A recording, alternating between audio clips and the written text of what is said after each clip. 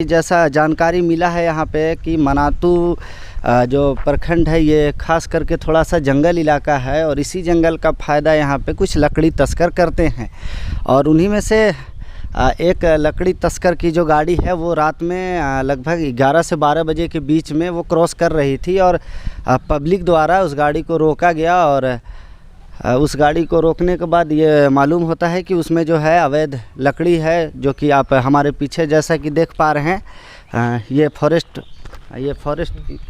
का ये वैन है, ये गाड़ी है और आप जैसा कि देख पा रहे हैं ये जो अवैध लकड़ी से लदा जो गाड़ी है ये गाड़ी है। और यहाँ पे ग्रामीणों ने इसे पकड़ के वन विभाग और पुलिस के हवाले किया था और ये आप देख सकते हैं कि किस तरह से यहाँ पर जो अवैध लकड़ी का जो कारोबार है कितना ज़ोर शोर से यहाँ पे चल रहा है। और ये शायद देख सकते हैं कि जैसा कि ये महिंद्रा की गाड़ी है, ये ट्रैक्टर और इसमें अवैध लकड़ी देखिए। तो यहाँ पे कुछ आइए वन विभाग के कुछ स्टाफ हैं यहाँ पे, आइए इनसे जानते हैं कि ये कौन कौन से लकड़ी है गार्जियन, इसमें जो अवैध जो लकड़ी जो इस गाड़ी पे है। इसमें लकड़ी है शीशो का और जामुन का और लिप्टस का, ये 3 चीज़ का लकड़ियाँ इसमें लोड है। 3 चीज़ का जी, जो रात में पकड़ा गया था ग्रामीण के द्वारा और यहाँ लाया गया है, जो पुलिस और वन विभाग की टीम के सहयोग से आया है। अच्छा, तो आप जैसा कि ये बता रहे हैं कि यहाँ पे जो है लकड़ी के तस्कर जो हैं, बहुत सारे लकड़ी के तस्कर हैं, वो रात को 12-1 बजे तक के आसपास यहाँ से लकड़ी की तस्करी करते हैं और ग्रामीणों द्वारा एक बहुत अच्छी कार्रवाई इसे कह सकते हैं कि उनके द्वारा इस गाड़ी को कैप्चर किया गया और वो प्रशासन के हवाले, वन विभाग के हवाले कर दिए गए हैं। तो हम अभी वन विभाग में हैं और यहाँ पे मिलते हैं यहाँ के जो फॉरेस्टर साहब हैं, उनसे भी हम मिल के बात करेंगे कि ये गाड़ी का क्या है और इन पे कौन कौन से केस हुए हैं और यहाँ पे जो लकड़ी तस्कर हैं, जिस तरह की तस्करी लकड़ियों का यहाँ पे बढ़ रहा है, तो इसके लिए वन विभाग कौन सी मुहिम चला रही है और कैसे एक्टिव है। इन सब बातों के लिए हम आइए जानते हैं ने जो मनातू के फॉरेस्टर साहब हैं, तो आइए हम जानते हैं इनसे कि ये जो आज ट्रैक्टर जो आज बरामद हुआ है अवैध लकड़ी से लदा हुआ, इसमें क्या सच्चाई है। तो सर आप बताएं हमारे हुंकार 24 के श्रोताओं को कि जो गाड़ी पकड़ी गई है सर, ये कैसे यहाँ तक पहुँची और ये कब हुआ सर। रात्रि में तेलिया दोहर के ग्रामीणों द्वारा पकड़ा गया था और हम लोग को सूचना मिला कि वहाँ के ग्रामीणों ने एक अवैध लकड़ी लोड पकड़ा हुआ है। तो हम लोग तत्काल यहाँ से टीम गठित कर वहाँ पहुँचे तो काफ़ी ज़्यादा मात्रा में ग्रामीण पकड़े हुए थे और बाद में हम लोगों को सौंप दिया गया और जिसे हम लोग लाकर उसका कार्रवाई कर दिए। तो क्या क्या केस बनेगा सर इन पे। और ये ऐसे लोग जो कि मैं देख पा रहा हूँ जहाँ तक कि ये नई गाड़ी है सर, तो ऐसे मनोबल इन लोगों का, आखिर लकड़ी तस्कर का इस क्षेत्र में मनोबल कैसे बढ़ पा रहा है सर, कितना लंबा इन्वेस्टमेंट करके और ये लकड़ी का कारोबार कर रहे हैं ये लोग। ये लकड़ी का तस्कर अधिकतर लोग रात में करता है, क्योंकि रात में हम लोग भी पेट्रोलिंग करते हैं लेकिन उतना नहीं कर पाते हैं जितना दिन में कर पाते हैं, क्योंकि दिन में हम लोग लगभग डेली ही करते हैं और रात में 1-2 दिन गैपिंग भी हो जाता है, जिसके वजह से तस्कर लोग उसी का फ़ायदा उठाते हैं। और अभी जो ये कांड हुआ इसमें ग्रामीण लोग जिस तरह से वहाँ सहयोग किए, उसी तरह अगर हर जगह के ग्रामीण लोग सहयोग करें तो तस्कर पर कार्रवाई अच्छा तरीक़ा से हो सकता है, मैंने लगाम लगाया जा सकता है अगर। है। हाँ, ये सर का कहना है कि जिस तरह से जो तेलिया दोहर आप बता रहे थे सर, तेलिया दोहर के ग्रामीणों ने जिस तरह का काम किया है उसी तरह का और भी जगह से अगर इनको इस तरह का कॉपरेट मिलता है तो ये बहुत जल्दी जो है आप लगा लेंगे इन लोगों को। हाँ, ले लेंगे। और एक बात और है कि तेलिया दोहर राजस्व ग्राम है, वहाँ जंगल से सटा हुआ नहीं है, ऐसे कोई कांटेक्ट में हम लोग का नहीं रहता है। ज़्यादा कांटेक्ट में उनको रहना चाहिए जो जंगल से सटे हुए लोग हैं, ज़्यादा उनको रहना चाहिए जो जंगल से सटे हुए लोग हैं। लेकिन जंगल से सटे हुए लोग जो हैं वो हम लोग को कोऑपरेट उस तरीक़ा से नहीं करते हैं। तो ग्रामीणों से भी मतलब अपील है पूरे वन विभाग से कि वो भी हम लोग को कोऑपरेट करें ताकि इस तरह से आगे भी कार्रवाई होते रहे। ये गाड़ी सर क्या नाम पता चला सर ये? हाँ, ये रामेश्वर नहीं, रविंदर उरांव, सॉरी रविंदर उरांव का है, जो कि पाटन करमही में पड़ जाते हैं, पिता नाम मालूम। और ये यहाँ के लोकल हैं, तो सबसे पहले क्या नाम हुआ सर? मेरा नाम विमलेश कुमार हुआ, ग्राम डुमरी के रहने वाले हैं, मनातू प्रखंड के अंतर्गत ही आता है।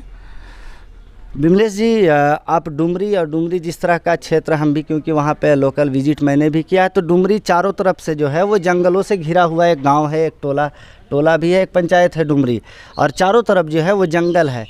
तो आए दिन यहाँ पे पता चलते हैं कि लकड़ी की जो सबसे ज़्यादा तस्करी है वो आप ही के पंचायत, आप ही के क्षेत्र से लगभग हो रही है। तो ये कैसे मुमकिन जो है ये हो पा रहा है? क्योंकि अगर हम यहाँ पे फॉरेस्टर साहब से बात करें तो इनका कहना है कि हम लोग जो दिन में हैं अच्छे से ड्यूटी करते हैं, और रात के लिए जो है कभी कभी हमारे पास उड़न दस्ती जैसे टीम भी हैं, लेकिन इतना ज़्यादा सब कुछ होने के बाद भी आज जो है लकड़ी तस्कर लोगों का इतना कॉन्फिडेंस जो है वो कैसे बढ़ा हुआ है? इसकी क्या मतलब सच्चाई है, इसमें क्या कहेंगे आप?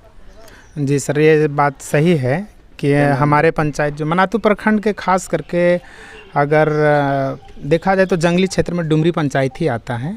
तो उसमें चाहे वो जंगल कटाव हो, लकड़ी तस्कर हो, या फिर और भी किसी परिस्थितियां में जो जंगल संबंधित हो, बहुत तरह के नाजायज़ होते हैं, और पब्लिक तो नाजायज़ करती है अपने फ़ायदा के लिए, लेकिन उस पे अगर अंकुश लगाया जाए तो मुमकिन है रुक सकता है, इसमें कोई बड़ी बात नहीं है।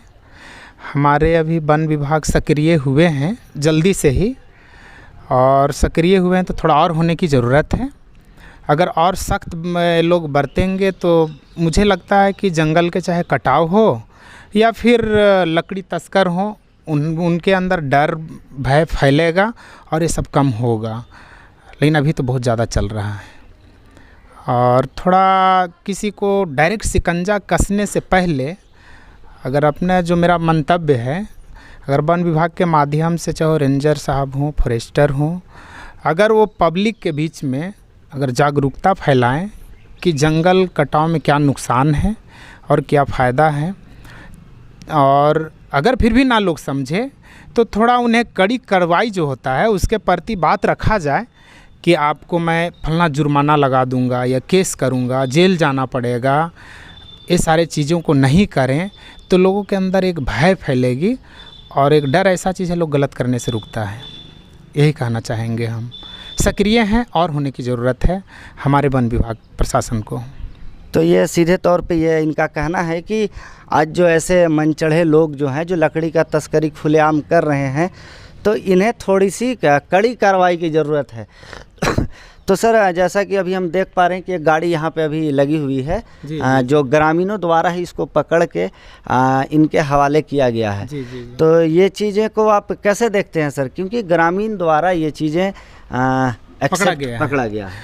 देखिए, अगर हर गांव में देखा जाए तो जो गाड़ी को पकड़े हैं ऐसे 5-10 युवा हर गांव में हो, जिनको ये समझ में हो कि जंगल को कटने से क्या नुकसान है, तो वन विभाग को वैसे लड़के, वैसे युवक सहयोग करेंगे।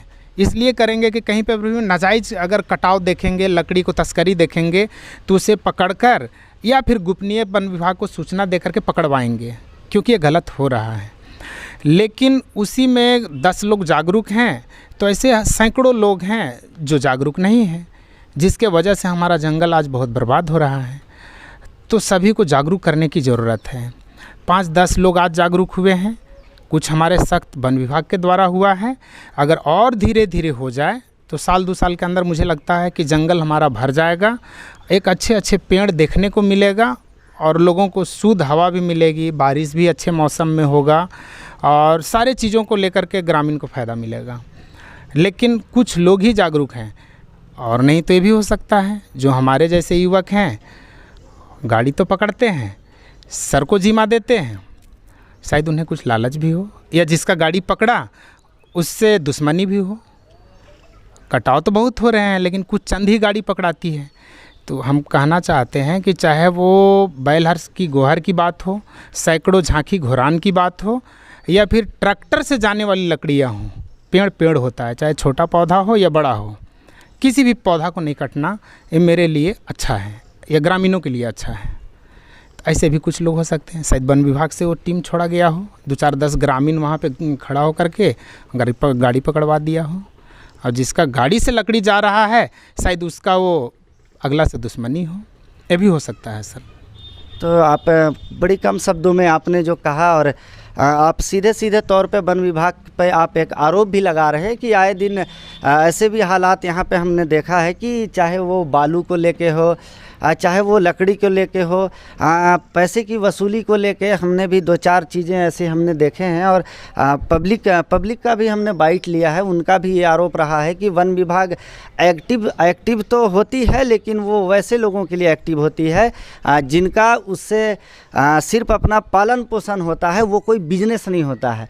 जैसे अगर हम बात करें ग्रामीण क्षेत्र में, तो उनके आसपास का जो जनजीवन है वो जंगल है, तो जंगल ही उनके लिए खाना, जंगल ही उनके लिए पीना, सारा संभावित चीज़ जो है उनको जंगल से ही मिलना है।